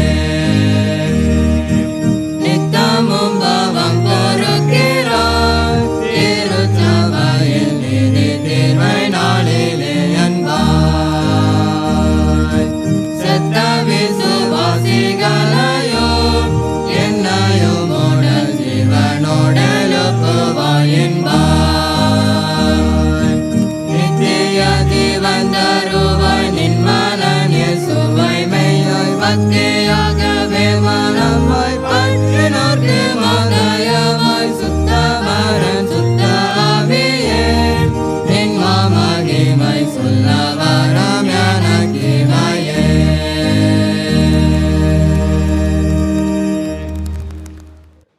ஜெபம் செய்வோம். பிதாவே, இந்த நல்ல வேலைக்காக உமக்கு ஸ்தோத்திரம். இந்த ஆராதனையில் பங்கெடுத்த உடைய பிள்ளைகள் ஒவ்வொருவருக்காக நாங்கள் நன்றி செலுத்துகிறோம். நாங்கள் எப்படி ஜெபிக்க வேண்டும் என்று எங்களுக்கு கற்றுக் கொடுத்த உம்முடைய வேத வசனங்களுக்காய் ஸ்தோத்திரம். ஆவியானவர் இன்றைக்கு எங்களோடு கூட விசேஷித்த விதமாய் பேசியிருக்கிறீர். நாங்கள் இதை எங்களுடைய வாழ்க்கையில் ரெகுலராக நாங்கள் செய்து கொண்டு வந்தாலும் கூட அதோட குறைகளையும் எங்களை சுட்டி காண்பித்திருக்கிறப்பா. ஆண்டவரே, நாங்கள் எங்களுடைய ஜெபங்கள் சரியானபடி இல்லாதபடினால தான் ஒரு வெற்றியான ஒரு வாழ்க்கை வாழ முடியவில்லை. எங்களுடைய ஜெபத்திலே ஒரு ஜெயமில்லாத ஒரு நிலைமை சுவாமி. இன்றைக்கு நாங்கள் ஒரு ஜெயமுள்ள ஒரு வாழ்க்கை வாழ எங்களை உம்முடைய சமுதிரம் ஒப்புக் கொடுக்கிறோம். ஆண்டவரே, நாங்கள் உமக்கு விரோதமாய் செய்த எல்லா பாவங்களையும் அக்கிரமங்களையும் ஆண்டவரே நாங்கள் அறிக்கையிடுகிறோம் சுவாமி. எல்லாவற்றையும் மன்னித்து எங்களை பரிசுத்தமாக்கும் சுவாமி. எங்களை இன்னும் நீ சுத்திகரிக்கும்படியாக பரிசுத்தமாக்கும்படி நாங்கள் ஜெபிக்கிறோம்.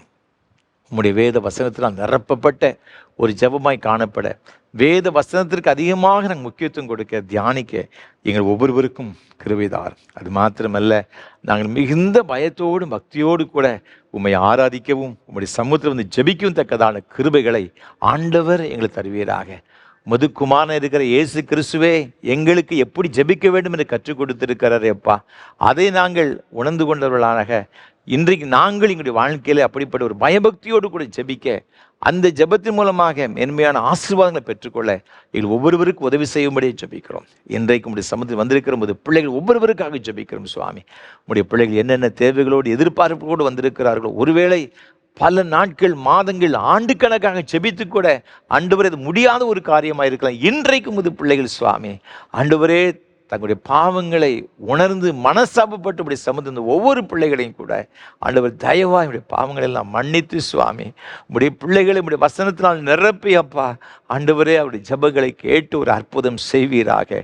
அது ஆண்டவரே அவருடைய குடும்பத்தில் உள்ளதாக இருந்தாலும் சரி, அல்லது வேறு எந்த ஒரு காரியமாக இருந்தாலும் சரி சுவாமி, உமது பிள்ளைகளால் இத்தனை காலங்களை முடியாத இந்த காரியத்தை ஆண்டவர் இன்றைக்கு இந்த பிள்ளைகள் செய்கிற ஜெபத்தின் மூலமாக அதை முடிய செய்ய வேண்டும் நாங்கள் ஜெபிக்கிறோம் ஐயா. ரட்சிக்கப்படாத பிள்ளைகள் மூலமாக, கணவன் மனைவி பிள்ளைகள் மூலமாக எத்தனையோ வகையான வேதனைகள், ஒவ்வொரு நாளும் கண்ணீர் துக்கம் ஆண்டவரே, அது இன்றைக்கும் மாறட்டும் நாங்கள் இயேசுவின் நாமத்தை ஜெபிக்கிறோம் ஐயா.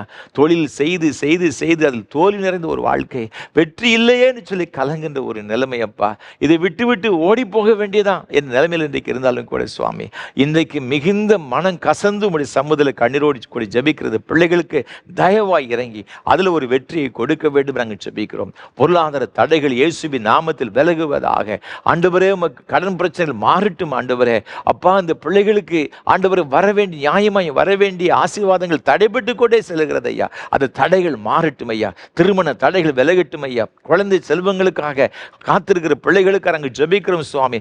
குழந்தை செல்வங்களை கர்த்தர் கொடுக்கும்படி நாங்கள் ஜெபிக்கிறோம். பேறுகால நிலைமை இருக்கிற சகோதரிகளுக்கு கற்பதற்கனி பூர்ணப்படுத்தி சுக பிரசவத்தை கர்த்தர் கொடுக்கும்படி நாங்கள் ஜெபிக்கிறோம் ஐயா. பல நாட்களாக வியாதினால் ஆண்டவர் பாதிக்கப்பட்டு கண்ணீரோடு கூட ஜெபிக்கிற பிள்ளைகளுக்கு ஜெபிக்கிறோம் ஐயா. இந்த வியாதி நிமித்தமாக எனக்கு என்ன ஆகுமோ என்று சொல்லி கலங்குகிற பிள்ளைகளுக்கு ஜெபிக்கிறோம். உமது பிள்ளைகள் பயப்படுகிறபடி எதுவும் நடக்காது என்று நீ எங்களுக்கு சொல்லியிருக்கிற வார்த்தைகளுக்காக ஸ்தோத்திரம். அதன்படியே உமது பிள்ளைகள் ஆசீர்வதி ஜெபிக்கிறேன் ஐயா. எல்லா பலவீன கட்டுகள் மாறட்டும் ஐயா. வயோதிப நிலைமை இருக்கிற அருமையான பெற்றோர்களுக்கு ஜெபிக்கிறோம். ஆண்டவரே அவருடைய எல்லா பலவீனங்களும் மாறட்டும் ஐயா. தனிமை உணர்வோடு கூட இருக்கின்ற அருமையான தாய் தகப்பனுக்காக ஜெபிக்கிறோம் சுவாமி. அவர்களை கர்த்தர் தொடுவீராக, பலப்படுத்துவீராக. அவருடைய தனிமை உணர்வெல்லாம் மாற்றும்படி ஜெபிக்கிறோம். நல்ல சுகத்தையும் பலத்தையும் நீடித்த சுகவாழ்வு கொடுத்து வழிநடத்தும்படியே நாங்கள் ஜெபிக்கிறோம் ஐயா. வேலைக்கு காத்திருக்கிற அன்பு சகோதர சகோதரிகளுக்காக ஜெபிக்கிறோம் ஐயா. நல்ல வேலை வாய்ப்பை கொடுப்பீராக. வெளிநாடுகளில் பணி செய்கிற பிள்ளைகளுக்காக ஜெபிக்கிறோம் ஐயா. ஆண்டவரே உம்முடைய கிருபையும் பாதுகாப்பும் அவர்களோடு கூட இருக்கட்டும். வேலைகளுக்கு மத்தியிலே ஏற்படுகின்ற எல்லா விதமான தடைகளையும் கர்த்தர் மாற்றுவீராக. அவர்களுக்குள்ள இருக்கிற எல்லா ஸ்ட்ரெஸ்ஸும் மாறும்படி நாங்கள் ஜெபிக்கிறோம் சுவாமி. அது வேலையில் ஒரு பெரிய ஆசீர்வாதத்தையும் உயர்வையும் கர்த்தர் கட்டளையிட வேண்டும் நாங்கள் ஜெபிக்கிறோம் ஐயா. தகப்பனே உமக்கு ஸ்தோத்திரம் ஐயா. இன்னுமாக படித்து கொண்டிருக்கிற பிள்ளைகளுக்காக ஜெபிக்கிறோம். பிள்ளைகளுக்கு ஒரு விசேஷத்த ஞானத்தை கொடுப்பீராக. ஆண்டவரே உமக்கு ஸ்தோத்திரம். சின்னஞ்சிறு குழந்தைகள் ஆசீர்வதிங்கப்பா. என்னுடைய பிள்ளைகளுக்கு ஏற்ற காலத்தில் ஏற்ற வளர்ச்சியை கொடுத்து ஆண்டவர் ஆசீர்வதிக்க வேண்டுமே நாங்கள் ஜெபிக்கிறோம். நீங்கள் அவ்வாறு செய்கிற தயவுக்காக கோடி ஸ்தோத்திரம் ஐயா. ஆண்டவரே இன்னும் என்னென்ன தேவைகளோடு உமது பிள்ளைகள் உம்முடைய சமூகத்தில் வந்திருக்கிறார்கள் ஒன்று கூட குறைவு இல்லாமல் இன்றைக்கு எல்லாவற்றையும் பெற்றுக்கொள்ள பரலோகத்தை தேவன் அனுகிரகம் செய்ய வேண்டும் என்று நாங்கள் ஜெபிக்கிறோம். இந்த நாள் முதற்கொண்டு உமது பிள்ளைகளுடைய ஜெப வாழ்வு ஒரு ஜெயம் நிறைந்த ஒரு வாழ்வாய் அமைய உதவி செய்வீராக. ஆண்டவரே இந்த நாளிலும் கூட இந்த ஆராதனை வேளையை ஆண்டவரை தாங்க முன்வந்த அருமையான உமது பிள்ளைகளுக்காக அன்புக்குரிய தகப்பனார் திரு கிறிஸ்துதாஸ் அவர்களுக்காக ஸ்தோத்திரம் செலுத்துகிறோம். தன்னுடைய 80வது பிறந்த நாளை காணும்படியாக கிருபை செய்தீரே கோடி ஸ்தோத்திரம் ஐயா. வருஷத்தை நன்மையினால் முடிசூட்டுகிற ஆண்டவர், இது புதிய வருஷம் நன்மையினால் நிரப்பப்பட்ட ஒரு ஆண்டை காணப்பட கிருபைதார். நல்ல சுகத்தையும் பலத்தையும் நீடித்த சுகவாழ்வை கொடுத்து நீ உன் பிள்ளைகளையும் இஸ்ரவேலுக்கு உண்டாங்க சமாதானத்தை காண்பா என்று சொன்னீரே. அந்த மேன்மையான ஆசீர்வாதங்களை அருமையான அடியார் பெற்று அனுபவிக்க உதவி செய்வீராக. கொடுத்த அன்பு மகளுக்காக நாங்கள் ஜெபிக்கிறோம். டாக்டர் கீதா ரேணுகா அவர்களுக்காக ஸ்தோத்திரம் செலுத்துகிறோம். அவருடைய அன்புக்குரிய கணவர் டாக்டர் ராஜ்குமார் அவர்களுக்காக ஸ்தோத்திரம் செலுத்துகிறோம் ஐயா. அவர் செய்கின்ற ஆண்டவரே இந்த பணியை ஆசீர்வாதமாய் கொடுப்பீராக. மதுரை மருத்துவ கல்லூரியில் பேராசிரியர்களாக இருந்து பணி செய்து அறிந்திருக்கிறீங்க சுவாமி. உங்களுடைய கிருபை அவர்களோடு கூட இருப்பதாக. தேவரீ அவர்கள் கொடுத்த 3 பிள்ளைகளுக்காக ஆண்டவரே மருத்துவத்துறையில் உயர்கல்வி படிக்கின்ற அருமையான மகள் டாக்டர் கீதா ரேணுகாவுக்காய் கிறிஸ்டினா ரேஷ்மாவுக்காய் ஸ்தோத்திரம் செலுத்துகிறோம் ஐயா. அதே போல் கேத்ரின் கரிஷ்மாவுக்காய் ஸ்தோத்திரம் செலுத்துகிறோம். அருமையான உமது பிள்ளைகளை ஆசீர்வதிப்பீராக. அதே போல் அன்பு மகன் ஜார்ஜ் சாம்சனுக்காய் ஸ்தோத்திரம் செலுத்துகிறோம் ஐயா. அருமையான பிள்ளைகளை கர்த்தர் ஆசீர்வதிக்கும்படி ஜெபிக்கிறோம் ஐயா. படித்துக்கொண்டு பிள்ளைகளுக்கு விசேஷ ஞானத்தை கொடுத்து ஆண்டவர் ஒரு நன்மை கூட குறைவில்லாமல் எல்லாவற்றையும் சம்பூர்ணமை பெற்றுக்கொள்ள நீர் அனுகிரகம் செய்ய வேண்டும் என்று நாங்கள் ஜெபிக்கிறோம் ஐயா. ஆண்டவரே இன்னுமாக இந்த ஊழியங்களை பல வகையில் தாங்குகிற இதற்காக ஜெபிக்கிற ஒவ்வொருவருக்காய் ஸ்தோத்திரம். ஒவ்வொருவரையும் நீர் ஆசீர்வதியும். நாமத்தை நீர் மகிமைப்படுத்தும். ஆண்டவர் இயேசு கிறிஸ்துவின் மூலமாக மிகுந்த தாழ்மையோடு ஜெபிக்கிறோம் பரிசுத்த பிதாவே.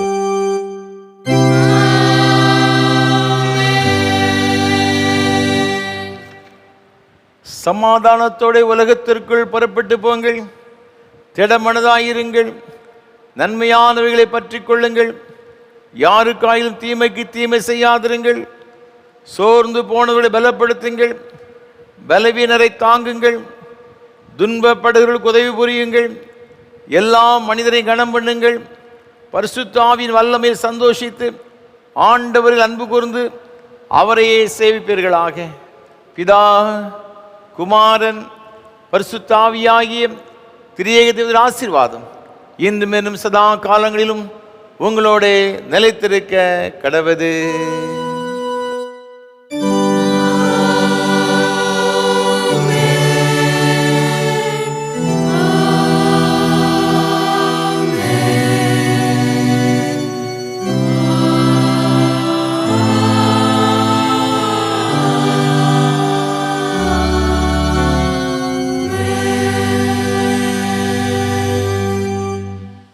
நிறைவு கீதமாக பாமாலை மங்கள கவிகள் 4 பாடுவோம். நிறைவு கீதமாக கீதம் 594 பாமாலை மங்கள கவிகள் 4 பாடுவோம்.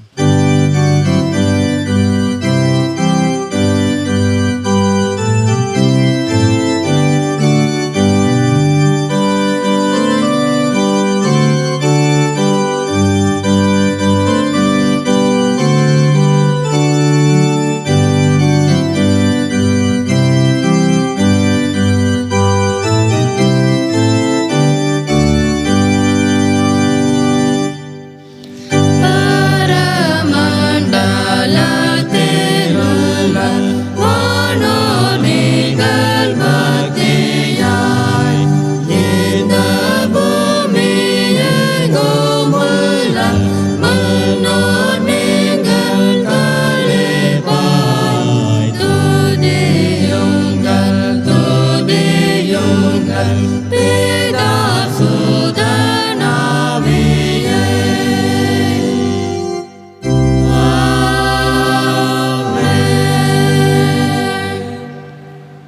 கிருபை நிறைந்த அன்பின் பரலோக பிதாவே, மகிமையான இந்த ஆராதனைக்காக உமக்கு கோடா கோடி ஸ்தோத்திரம் செலுத்துகிறோம்.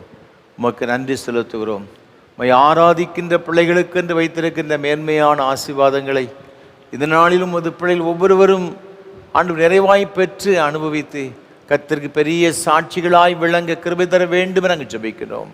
உமது பிள்ளைகள் ஒவ்வொருடைய எல்லா தேவைகளையும் நீர் சந்தித்து ஒரு குறைவில்லாதபடிக்கு உமது பிள்ளைகளை நீர் ஆண்டு நடத்தியற வேண்டும் என்று ஆண்டவர் இயேசு கிறிஸ்துவின் பரிசுத்த நாமத்தை ஜெபிக்கிறோம் தூய பிதாவே, ஆமென்.